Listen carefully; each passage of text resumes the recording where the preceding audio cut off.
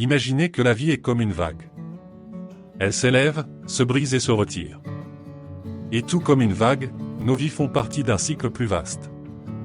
Dans le bouddhisme, nous appelons ce cycle samsara. Mais que se passe-t-il lorsque la vague déferle? Que signifie la mort dans ce mouvement éternel? Le bouddhisme nous enseigne que la mort n'est pas une fin, mais une transition. Au fil des saisons, nos vies changent aussi. Nous naissons, nous vivons, nous mourons et nous naissons de nouveau. Ce cycle est déterminé par notre karma. Le karma est comme un écho de nos actions. Chaque action, chaque pensée a une conséquence qui se manifeste dans notre prochaine vie.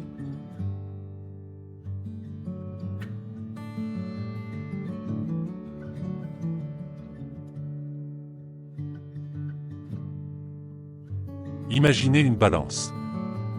D'un côté, il y a nos bonnes actions, de l'autre les mauvaises. À la fin de notre vie, nous pesons le pour et le contre.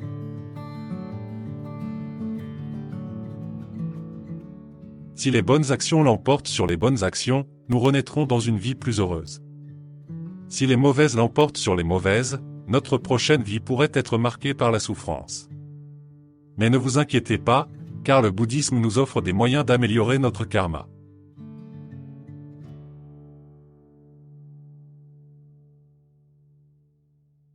La mort est comme une transformation. Comme une chenille qui se nymphose pour renaître sous la forme d'un papillon, nous laissons également notre ancien corps derrière nous pour commencer une nouvelle vie.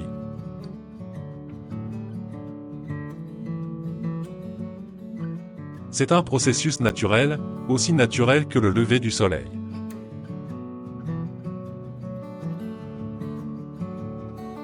Mais il y a un objectif en dehors de ce cycle.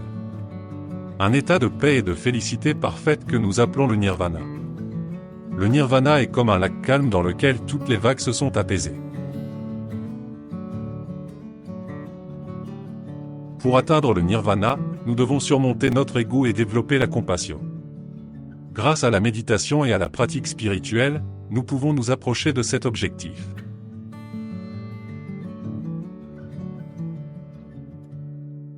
La mort fait partie de nos vies, une partie inévitable de l'existence humaine.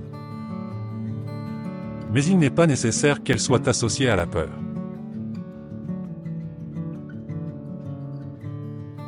Si nous prenons à cœur les enseignements du bouddhisme, nous pouvons voir la mort comme une transition. Comme une nouvelle opportunité de se développer davantage. Et qui sait, peut-être qu'un jour nous atteindrons le nirvana, l'état de paix parfaite.